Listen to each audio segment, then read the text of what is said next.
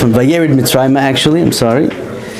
And now we're holding by the second pasuk. So to quickly chazer over, only because I want to point out, it's not stam the beginning of the story. Like, okay, so we have the birth of Klal Yisrael.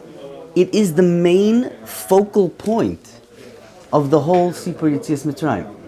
The Ratzon that Hashem has to have a nation.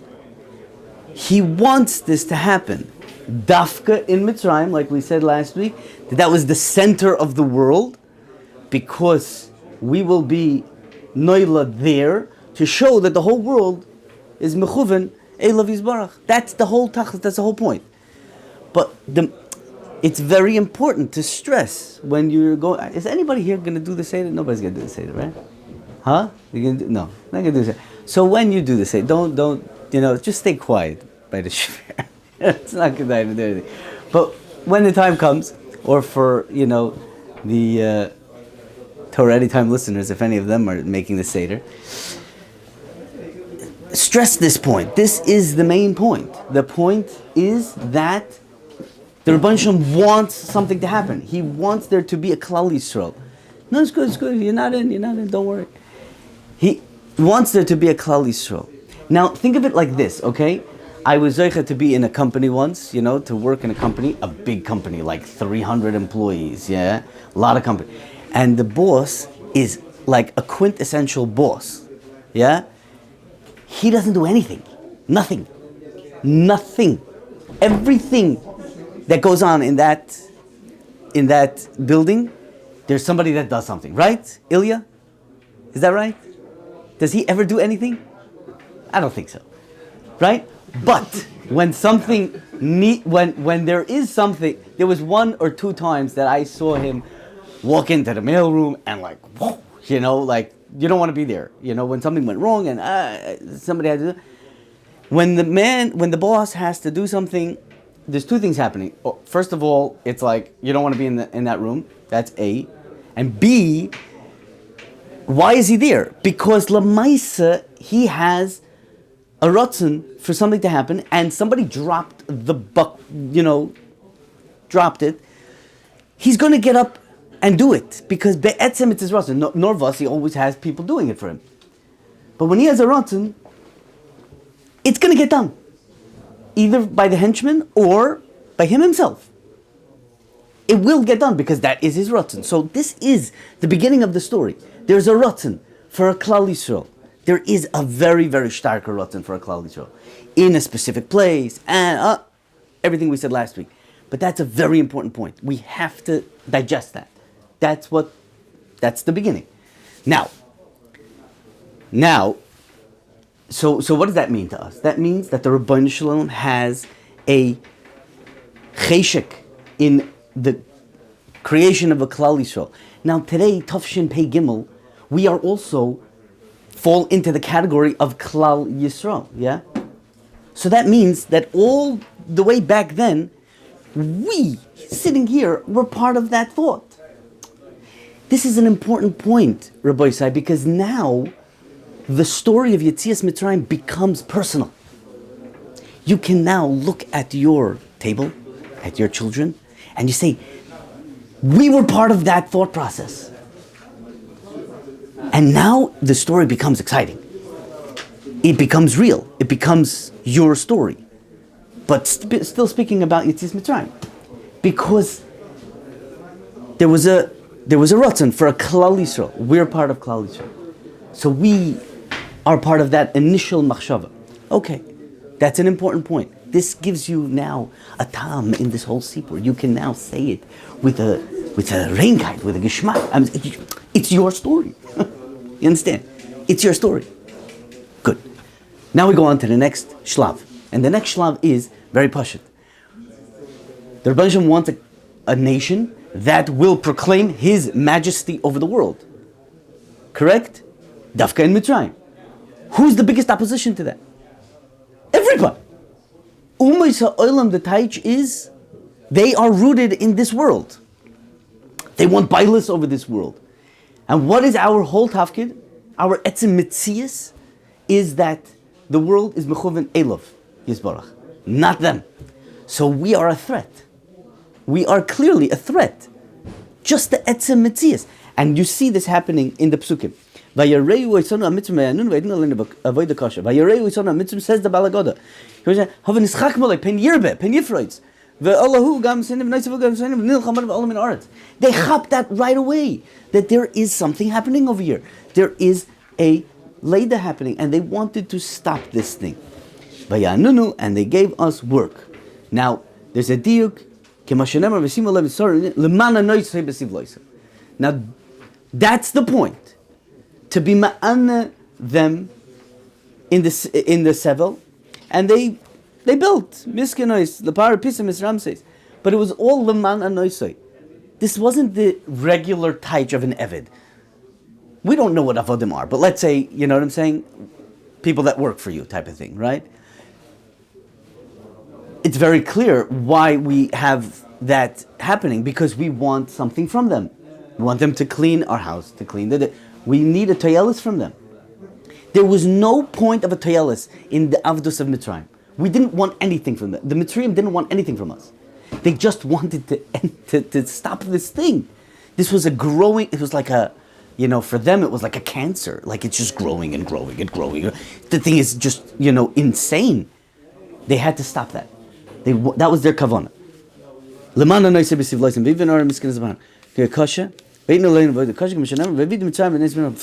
So that's like a repetition. That's like a repetition.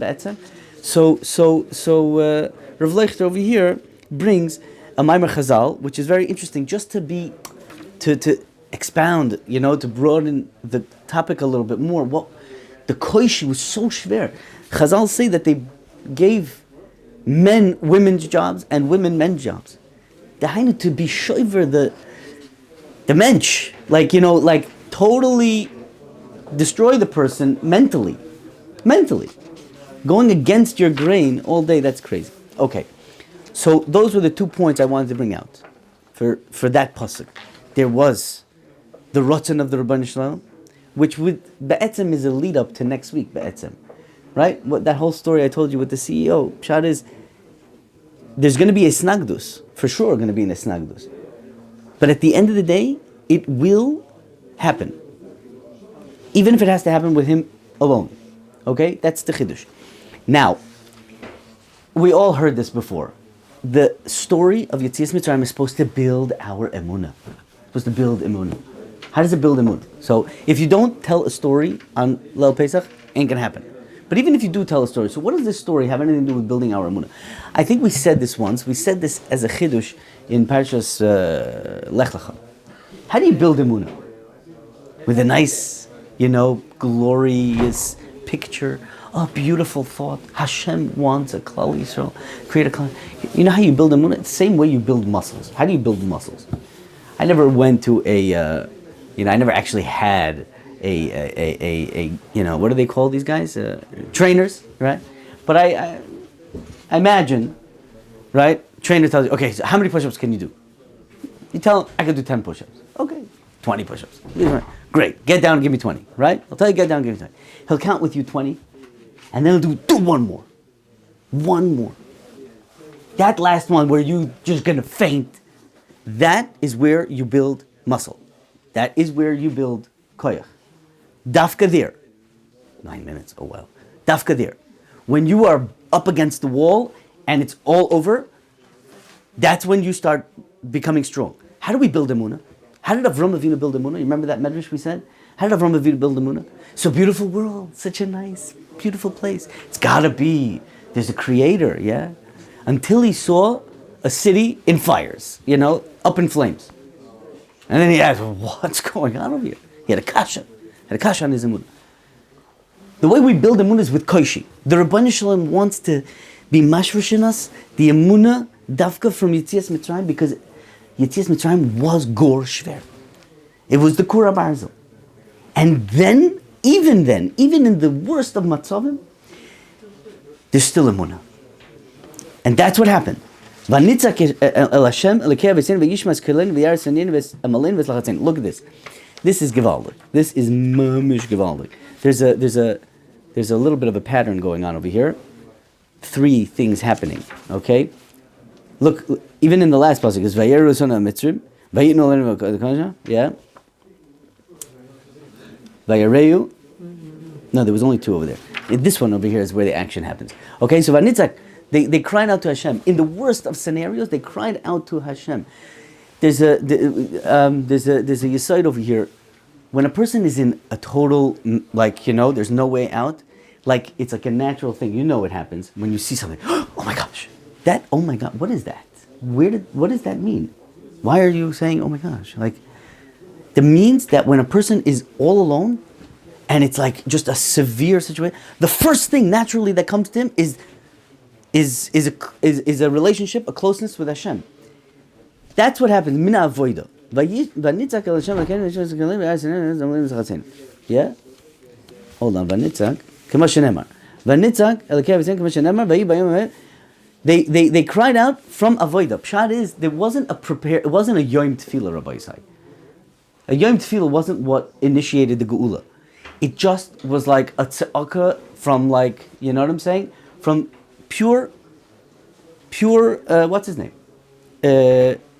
Just a cry.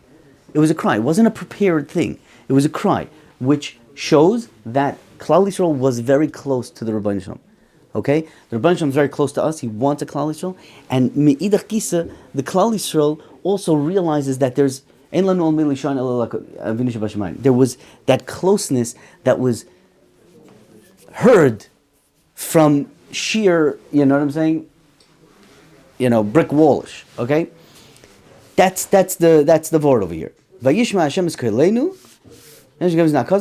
Brisoi. Okay. So the Rebbeinu Shalom now remembers the bris. The bris is Avram, es Yitzchak, es Yaakov.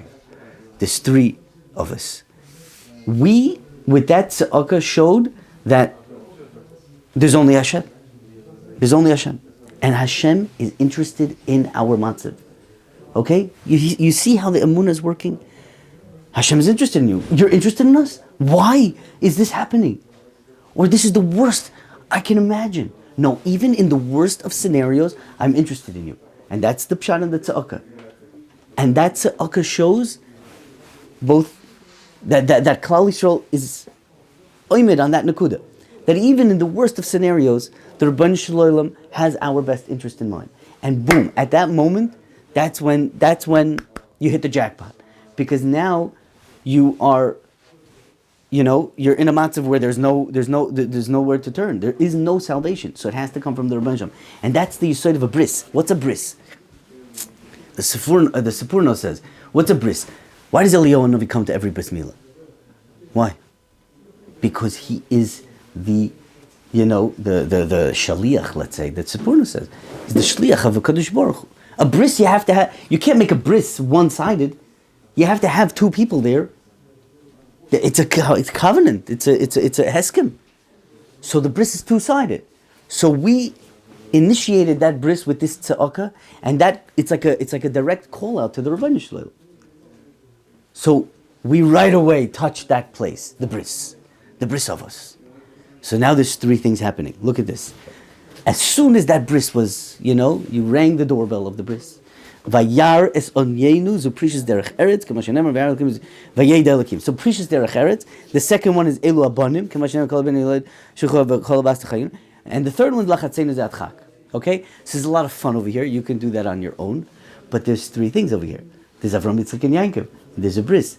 There's precious derech eretz. There's banim, and there's lachatz.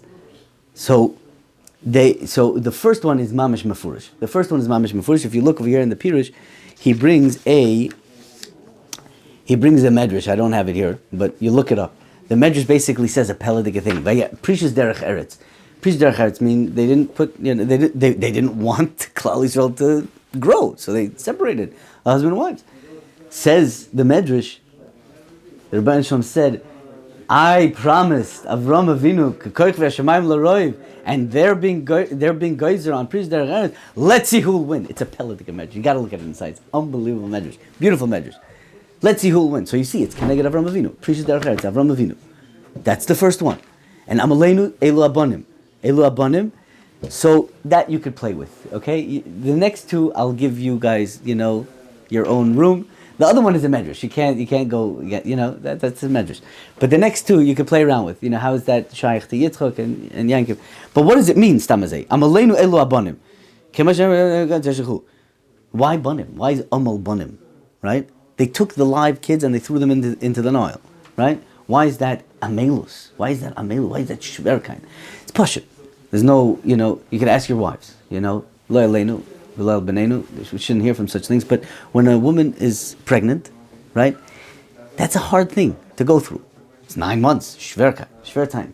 The worst thing that can happen is that after 9 months, it's just 9 months of pregnancy. That is the worst thing that can happen to a woman. Okay, that's amal she'ein kamoy, when you work like a madman and for no reason, and it's a terrible tragedy when that happens. Okay? So that's why Amal is the Banim. And Lachatzeinu, there's he brings on the side over here, you could look at it, but he brings a Maral. The Lachatz was the end. That was like the end. Wit's end. It was like, the Gzeiras, it's one thing, the kids, are being, murdered in your... But the Lachatz, Pshat is, they didn't give you a moment to breathe. It's always work, it's always this. You're busy all day long. That will drive a person insane. The Maral says,